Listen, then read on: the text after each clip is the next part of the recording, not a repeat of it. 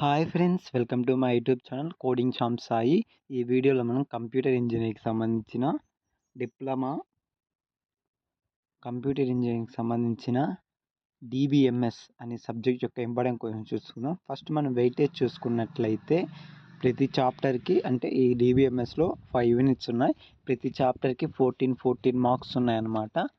అంటే ప్రతి లెసన్ నుంచి 2-3 మార్క్స్ అండ్ అలాగే 8 మార్క్స్ క్వశ్చన్ వస్తుంది. ఒకవేళ మన C20 వాళ్ళకి 10 మార్క్స్ క్వశ్చన్ వచ్చింది కదా, ఆ 10 మార్క్ క్వశ్చన్ అనేది 1 కానీ సెకండ్ కానీ 3 కానీ 4 కానీ 5 ప్రతి 5 చాప్టర్ల నుంచి ఏదో ఒక చాప్టర్ నుంచి రావచ్చు ఛాన్స్ ఉంది. ఓకేనా, అందుకే మనం 5 యూనిట్స్ బాగా చదవాలి. ఇప్పుడు మనం ఇంపార్టెంట్ క్వశ్చన్లోకి వెళ్ళినట్లయితే ఫస్ట్ యూనిట్లో ఇక్కడ ఈఎఫ్ కార్డ్ రూల్స్ అనమాట 1.16, దానిపైన 1.14 ఎక్స్ప్లెయిన్ జనరలైజేషన్, స్పెషలైజేషన్, అగ్రిగేషన్ అనమాట. 1.12 explain the entity relationship model 3 చెప్పాను, 8 మార్క్స్. అండ్ అలాగే 1.9 super key, candidate key, primary key, foreign key. మళ్ళీ చెప్తున్నాను, 8 మార్క్స్ వచ్చేసి E F Codd rules for RDBMS. And అదేంటంటే explain function dependency normalisation 1NF, 2NF, 3NF, explain generalisation, specialisation, aggregation, entity relationship model. And అలాగే 1.9 సూపర్కి, క్యాండిడేట్కి, ప్రైమరీకి, ఫారెన్కి అనమాట. అవే అండి 8 marks అనమాట. ఒకవేళ అడిగితే మీకు 1.7 కూడా అడగచ్చు. Explain database administration, user and database system architecture with diagram, అది కూడా అడగచ్చు. ఓకేనా, మళ్ళీ చెప్తున్నాను, 8 మార్క్స్ వచ్చేసి 1.16, 1.15, 1.14, 1.12, 1.9, 1.7 అనమాట. మీరు నేర్చుకోవాల్సింది ఏంటంటే మెయిన్గా 1.16, 1.14, 1.12, 1.9 ఖచ్చితంగా నేర్చుకోవాలన్నమాట మీరు. దాని తర్వాత మనం 3 మార్క్స్ చూసుకున్నట్లయితే డేటాబేస్ అంటే ఏంటి, define DBMS, advantage of DBMS, database abstraction, database independence అంటే ఏంటి, ఇన్స్టాన్స్ అనేది, స్కీమా అంటే ఏంటి, డేటా మోడల్ అంటే ఏంటి. అంతే అండి. 1.1 నుంచి 1.5 వరకు ఖచ్చితంగా నేర్చుకోండి. 3 మార్క్స్ ఖచ్చితంగా వస్తుంది. అండ్ అలాగే 1.8లో entity set, relationship and relationship sets అవి కూడా నేర్చుకుని దాంట్లోంచి మీకు 3 మార్క్స్ జరిగే ఛాన్స్ చాలా చాలా ఉంది. మళ్ళీ చెప్తున్నాను, 3 మార్క్స్ వచ్చేసి 1.1, 1.2, 1.3, 1.4, 1.5 అండ్ 1.8. 1.8 ఖచ్చితంగా నేర్చుకుంటే మీకు 3 మార్క్స్ ఛాన్స్ వచ్చే అవకాశం ఉంది. నెక్స్ట్ వచ్చే సెకండ్ యూనిట్. ఈ సెకండ్ యూనిట్లో మీకు అడిగేది SQL కమాండ్స్ అనమాట. ఆ కమాండ్స్ నేను ఇప్పుడు చెప్తాను. ఇక్కడ 2.7, 2.9, 2.10 చాలా చాలా ఇంపార్టెంట్ ఈ కమాండ్స్. అండ్ అలాగే 2.13 కూడా. మళ్ళీ చెప్తాను, 8 మార్క్స్ క్వశ్చన్ వచ్చేసి ఇక్కడ 2.7, 2.9, 2.10, 2.13 అండ్ అలాగే 2.15 explain joins, equi join, non equi join, inner join, outer join, cross join and self join. ఈ 5 చాలా చాలా ఇంపార్టెంట్. ఈ 5 ఖచ్చితంగా మీరు నేర్చుకోండి. అండ్ అలాగే 3 మార్క్స్ చూసుకున్నట్లయితే SQL అంటే ఏంటి, బెనిఫిట్స్ ఆఫ్ SQL. అండ్ అలాగే అంతే అండి ఇక్కడ అడిగేది. మళ్ళీ చెప్తాను, 8 మార్క్స్ వచ్చేసి 2.15, 2.13, 2.10, 2.8 అవే అండి 8 మార్క్స్. 3 మార్క్స్ వచ్చేసి SQL, బెనిఫిట్స్ ఆఫ్ SQL, దీంట్లో తక్కువ ఉన్నాయి. అండ్ అలాగే ఇప్పుడు థర్డ్ యూనిట్ చూసుకున్నట్లయితే థర్డ్ యూనిట్లో మీకు ఎక్కువ 8 మార్క్స్కి అడిగేది 3.16 explain recursion with example programme. And అలాగే 3.14 explain the parameter modes in PLSQL with example programme. ఓకేనా, అండ్ అలాగే మీకు అడిగేది 3.7 అన్నమాట, డెసిషన్ మేకింగ్ స్టేట్మెంట్. మీరు ఫస్ట్ ఏంటి చదువుకుంటూనే ఉంటారు, ఇఫ్ ఏంటి, ఇఫ్ ఎల్స్ అంటే ఏంటి, అలాగా డిబిఎంఎస్లో ఇఫ్ ఉన్నాయి. అండ్ అలాగే లూపింగ్ స్టేట్మెంట్స్ కూడా ఉన్నాయి. అది 3.7, 3.8 అండ్ అలాగే 3.9 కూడా explain procedure with syntax examples అంట. అండ్ అలాగే explain PLSQL data types of PLSQL 3.3 చాలా చాలా ఇంపార్టెంట్. నేను ఏం చెప్పాను ఇక్కడ 3.3, 3.7, 3.8, 3.9, 3.14 అండ్ అలాగే 3.16 చెప్పాను. అవి నేర్చుకొని ఖచ్చితంగా మీకు ఏదో క్వశ్చన్ వస్తుంది, 2 క్వశ్చన్లు వస్తాయి, మీరు ఏదో ఒక క్వశ్చన్ రాసి రావచ్చు. ఓకేనా?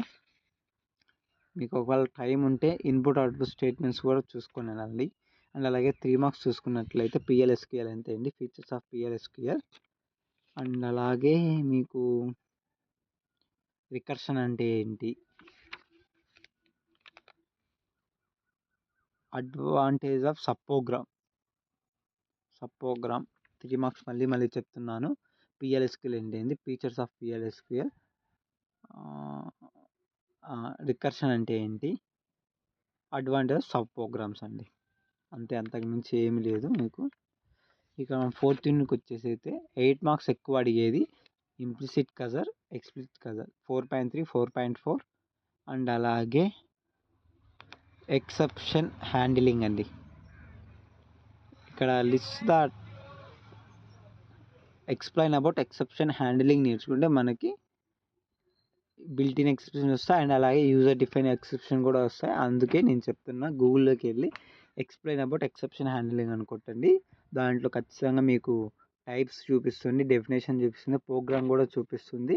మీరు ఎక్స్ప్లెయిన్ అబౌట్ ఎక్సెప్షన్ హ్యాండిలింగ్ నేర్చుకుంటే మీకు ఇక్కడ 4.10, 4.11 కవర్ అవుతుంది. అందుకే నేను 8 మార్క్స్ చెప్పాను. ఇంప్లిసిట్ కజర్స్, ఎక్స్ప్లిసిట్ కజర్స్ అండ్ అలాగే ఎక్స్ప్లెయిన్ అబౌట్ ఎక్సెప్షన్ హ్యాండిలింగ్ నేర్చుకుంటే మీకు బిల్ట్-ఇన్ ఎక్సెప్షన్ ఆల్రెడీ ఉంటుంది, యూజర్ డిఫైన్ ఎక్సెప్షన్ కూడా ఉంటుంది దాంట్లోనే. ఎక్సెప్షన్ హ్యాండిలింగ్లో ఆ 3 చెప్పాను నేను. ఇంకా ఒకవేళ ఛాన్స్ ఉంటే ఎక్స్ప్లెయిన్ డేటాబేస్ ట్రిగర్స్ అడగచ్చు వాడు, అంత దరిద్రం బట్టి ఉంటాయి మీకు.